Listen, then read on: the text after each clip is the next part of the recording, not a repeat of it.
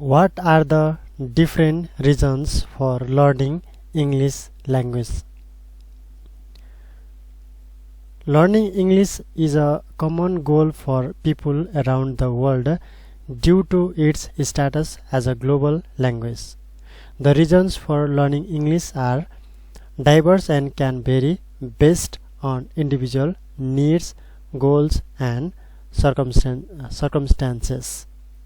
Here are some common reasons for learning the English language.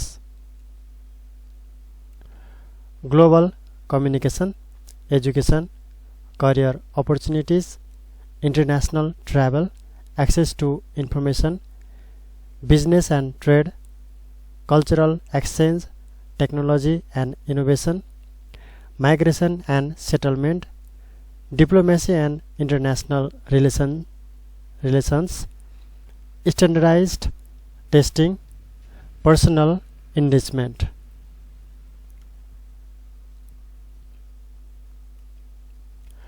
Global communication.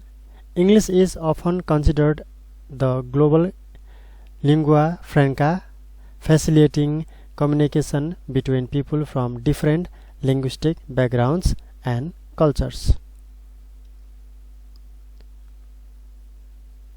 Education. English is widely used as the medium of instruction in many educational institutions worldwide. Learning English opens us up opportunities for academic pursuits, including studying at English-speaking universities. Career opportunities. Proficiency in English is often a valuable skill in the global job market.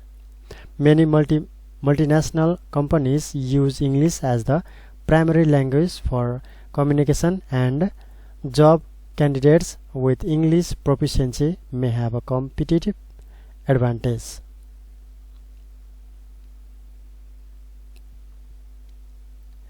International travel.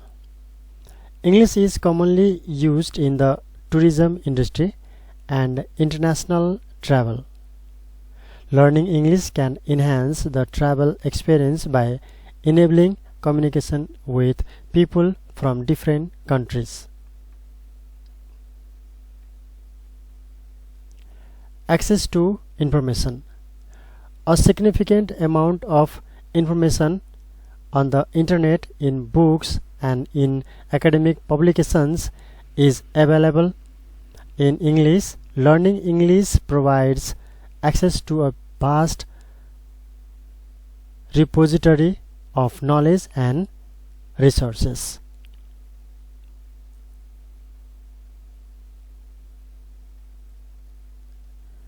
Business and trade. English is the language of international business and trade.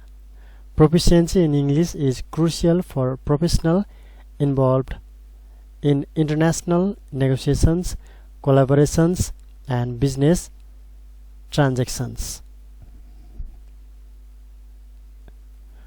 Cultural exchange. English is a key language in global popular culture, including music, films, literature, and the internet. Learning English allows individuals to engage more fully with the cultural products of English-speaking societies.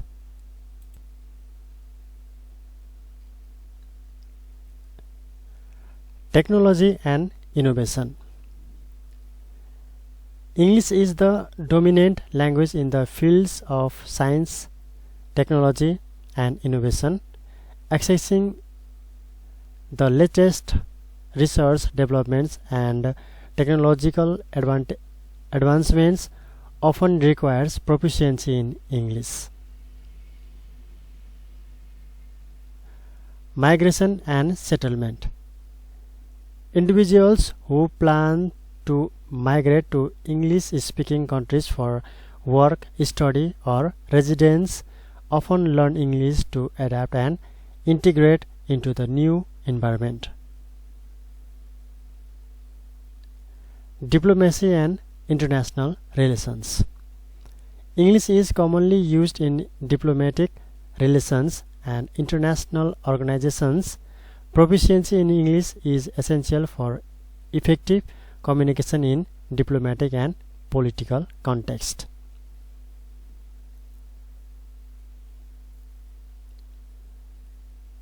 Standardized testing. English proficiency is a requirement for many standardized tests such as TOEFL, Test of English as a Foreign Language, and IELTS, International English Language Testing System, which are often required for academic and professional purposes.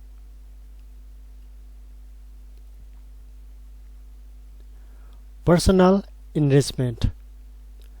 Some individuals learn English simply for personal enrichment, intellectual curiosity, and a desire to engage with a broader range of ideas, literature, and cultural expressions. Understanding these varied motivations can help educators and language learners tailor language learning programs to meet specific needs and goals, in enhancing the overall effectiveness and relevance of the learning experience. यो चाहिँ रहेको थियो what are the different reasons for learning English language भन्ने चाहिँ यो क्वेशनको answer मैले तपाईलाई चाहिँ यहाँ शेयर गरेको छु। तपाईले चाहिँ सुरुमा चाहिँ यसलाई चाहिँ नोट गर्न सक्नुहुन्छ र नोट गरिसकेपछि तपाईले यहाँ चाहिँ यो reasons for learning English भन्दाखेरि यो global communication, education, career opportunities, international travel, access to information, business and trade, cultural exchange, technology and innovation, migration and settlement, diplomacy and international relations, standardized testing, personal enrichment. यहाँ चाहिँ 12 वटा पोइन्टहरु चाहिँ रहेका छन्। यो चाहिँ रिजन्स फर लर्निङ इंग्लिश यो चाहिँ रहेको छ। यो बाहेक अरु पनि हुन सक्छन्। तपाईले त्यसलाई पनि पहिले सुरुमा चाहिँ यो तपाईले चाहिँ याद गर्नुस् र यो याद गरिसकेपछि तपाईले अरु पढेको कुराहरु पनि तपाईले चाहिँ यसमा चाहिँ एड चाहिँ गर्न सक्नुहुन्छ।